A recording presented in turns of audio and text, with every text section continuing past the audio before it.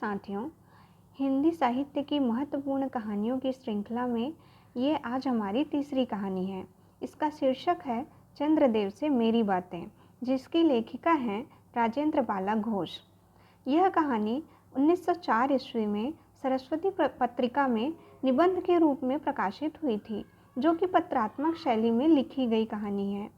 भवदेव पांडे इसे हिंदी की प्रथम राजनीतिक कहानी मानते हैं। चूँकि ये कहानी 1904 ईस्वी यानी कि जब हमारा देश आज़ाद नहीं हुआ था उस समय लिखी गई है, इसलिए इसमें उपनिवेशवाद के बारे में, लॉर्ड कर्जन का जिक्र भी हुआ है, व्यंग हुआ है वहाँ उस समय की व्यवस्था का, और रंगभेद, पक्षपात, सरकारी मिशन, कमीशन, इन सब के बारे में इस कहानी में हमें जानने को मिलता है। तो चलिए शुरू करते हैं इस कहानी का वाचन।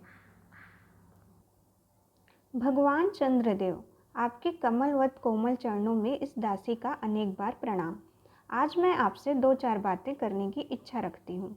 देखो, सुनी अनसुनी सी मत कर जाना, अपने बड़प्पन की ओर ध्यान देना। अच्छा, कहती हूँ, सुनो। मैं सुनती हूँ आप इस आकाश मंडल में चिरकाल से वास करते हैं। क्या यह बात सत्य है? यदि सत्य है तो मैं अनुमान करती हूँ कि इस सृष्टि के साथ ही साथ अवश्य आपकी भी सृष्टि हुई होगी। तब तो आप ढेर दिन के पुराने बूढ़े कहे जा सकते हैं। यह क्यों? क्या आपका डिपार्टमेंट, महकमे में ट्रांसफ़र, बदली होने का नियम नहीं है? क्या आपकी गवर्नमेंट पेंशन भी नहीं देती? बड़े खेद की बात है। यदि आप हमारी न्यायशीलता गवर्नमेंट के किसी विभाग में सर्विस नौकरी करते होते तो अब तक आपकी बहुत कुछ पदोन्नति हो गई होती और ऐसी पोस्ट पर रहकर भारत के कितने ही सुरम्य नगर, पर्वत, जंगल और झाड़ियों में भ्रमण करते। अंत में इस वृद्ध अवस्था में पेंशन प्राप्त कर काशी ऐसे पुनीत और शांति धाम में बैठकर हरि नाम स्मरण करके अपना परलोक बनाते। यह हमारी बड़ी भारी भूल हुई। भगवान चंद्रदेव, क्षमा कीजिए, आप तो अमर है, आपको मृत्यु कहाँ, तब परलोक बनाना कैसा? ओहो, देवता भी अपनी जाति के कैसे पक्षपाती होते हैं। देखो न, चंद्रदेव को अमृत देकर उन्होंने अमर कर दिया। तब यदि मनुष्य होकर हमारे अंग्रेज अपने जाति वालों का पक्षपात करें तो आश्चर्य ही क्या है। अच्छा, यदि आपको अंग्रेज जाति की सेवा करना स्वीकार हो तो एक एप्लीकेशन, निवेदन पत्र हमारे आधुनिक भारत प्रभु लॉर्ड कर्जन के पास भेज देवें। आशा है कि आपको आदर पूर्वक अवश्य आह्वान करेंगे, क्योंकि आप अधम भारतवासियों के भांति कृष्णांग तो हैं ही नहीं, जो आपको अच्छी नौकरी देने में उनकी गौरांग जाति कुपित हो उठेगी। और फिर आप तो एक सुयोग्य, कार्यदक्ष, परिश्रमी, बहुदर्शी, कार्यकुशल और सरल स्वभाव महात्मा हैं। मैं विश्वास करती हूँ कि जब लॉर्ड कर्जन हमारे भारत के स्थायी भाग्य विधाता बनकर आएंगे तब आपको किसी कमीशन का मेंबर नहीं तो किसी मिशन में भर्ती करके वे अवश्य ही भेज देंगे, क्योंकि उनको कमीशन और मिशन दोनों ही अत्यंत प्रिय हैं। आपके चंद्रलोक में जो रीति और नीति सृष्टि के आदिकाल में प्रचलित थे वे ही अब भी हैं, पर यहाँ तो इतना परिवर्तन हो गया है कि भूत और वर्तमान में आकाश पाताल का सा अंतर हो गया है। मैं अनुमान करती हूँ कि आपके नेत्रों की ज्योति भी कुछ अवश्य ही मंद पड़ गई होगी, क्योंकि आधुनिक भारत संतान लड़कपन से ही चश्मा धारण करने लगी है। इस कारण आप हमारे दीनहीन क्षीण प्रभ भारत को उतनी दूर से भली भांति न देख सकते होंगे। अतएव आपसे सादर कह सकती हूँ कि एक बार कृपा कर भारत को देख तो जाइए। यद्यपि इस बात को जानती हूँ कि आपको इतना अवकाश कहाँ, पर 8वें दिन नहीं तो महीने में एक दिन अर्थात अमावस्या को तो आप हॉलीडे, छुट्टी अवश्य ही रहती है। यदि आप उस दिन चाहें तो भारत भ्रमण कर जा सकते हैं। इस भ्रमण में आपको कितने ही नूतन दृश्य देखने को मिलेंगे, जिसे सहसा देखकर आपकी बुद्धि जरूर चकरा जाएगी। यदि आपसे सारे हिंदुस्तान का भ्रमण शीघ्रता के कारण न हो सके तो केवल राजधानी कलकत्ता को देख लेना तो अवश्य ही उचित है। वहाँ के कल कारखानों को देखकर आपको यह अवश्य ही कहना पड़ेगा कि यहाँ के कारीगर तो विश्वकर्मा के भी लड़क दादा निकले। यही क्यों, आपकी प्रिय सहयोगिनी दामिनो, जो मेघों पर आरोहण करके आनंद से अटखेलियाँ किया करती हैं, वह बेचारी भी यहाँ मनुष्य के हाथों का खिलौना हो रही हैं।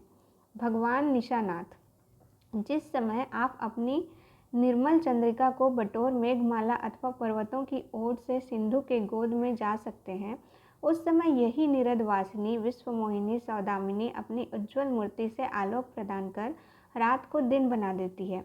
आपके देवलोक में जितने देवता हैं उनके वाहन भी उतने हैं, किसी का गज, किसी का हंस, किसी का बैल, किसी का चूहा इत्यादि।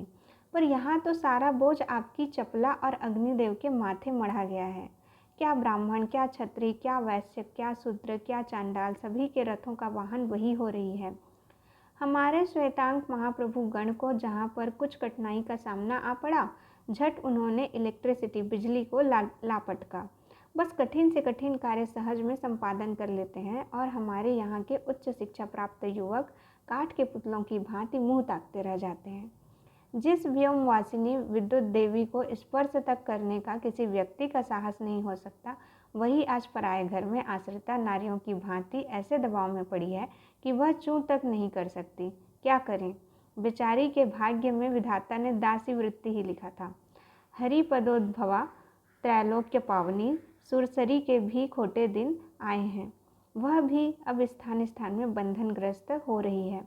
उसके वक्ष स्थल पर जहाँ तहाँ मोटे बृहदाकार खंभ गाड़ दिए गए हैं। कलकत्ता आदि को देखकर आपके देवराज सुरेंद्र भी कहेंगे कि हमारी अमरावती तो इसके आगे निरी फीकी सी जान पड़ती है।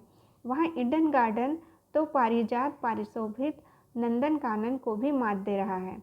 वहाँ के विश्वविद्यालय के विश्वश्रेष्ठ पंडितों की विश्वव्यापिनी विद्या को देखकर वीणा पाणी सरस्वती देवी भी कहने लग जाएगी कि निसंदेह इन विद्या दिग्गजों की विद्या चमत्कारिणी है।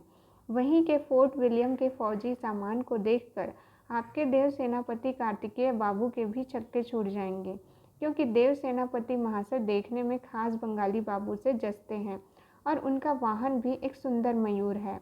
बस इससे उनके वीरत्व का भी परिचय खूब मिलता है। वहाँ के मिंट टकसाल को देखकर सिंधु तन्या, आपकी प्रिय सहोदरा कमला देवी तथा कुबेर भी अकचका जाएंगे। भगवान चंद्रदेव, इन्हीं सब विश्वम्योत्पादक अपूर्व दृश्यों का अवलोकन करने हेतु आपको सादर निमंत्रित तथा सविनय आहूत करती हूँ। संभव है कि यहाँ आने से आपको अनेक लाभ भी हों। आप जो अनादिकाल से निज उज्ज्वल वपु में कलंक की कालिमा लेपन करके कलंकी शशांक शशधर शाशा लांछन आदि उपाधि मालाओं से भूषित हो रहे हैं, सिंधु तनय होने पर भी जिस कालिमा को आप आज तक नहीं धो सके हैं, वहीं आजन्म कलंक शायद यहाँ के विज्ञानविद पंडितों की चेष्टा से छूट जाए। जब मुंबई में स्वर्गीय महारानी विक्टोरिया देवी की प्रतिमूर्ति से काला दाग छुड़ाने में प्रोफेसर गज्जर महाशय फलीभूत हुए हैं, तब क्या आपके मुख की कालिमा छुड़ाने में वे फलीभूत न होंगे? शायद आप पर यह बात भी अभी तक विदित नहीं हुई कि आप और आपके स्वामी सूर्य भगवान पर जब हमारे भूमंडल की छाया पड़ती है, तभी आप लोगों पर ग्रहण लगता है। पर आपका तो अब तक वही पुराना विश्वास बना हुआ है कि जब कुटिल ग्रह राहु आपको निकल जाता है तभी ग्रहण होता है। पर ऐसा तोता विश्वास करना आप लोगों की भारी भूल है।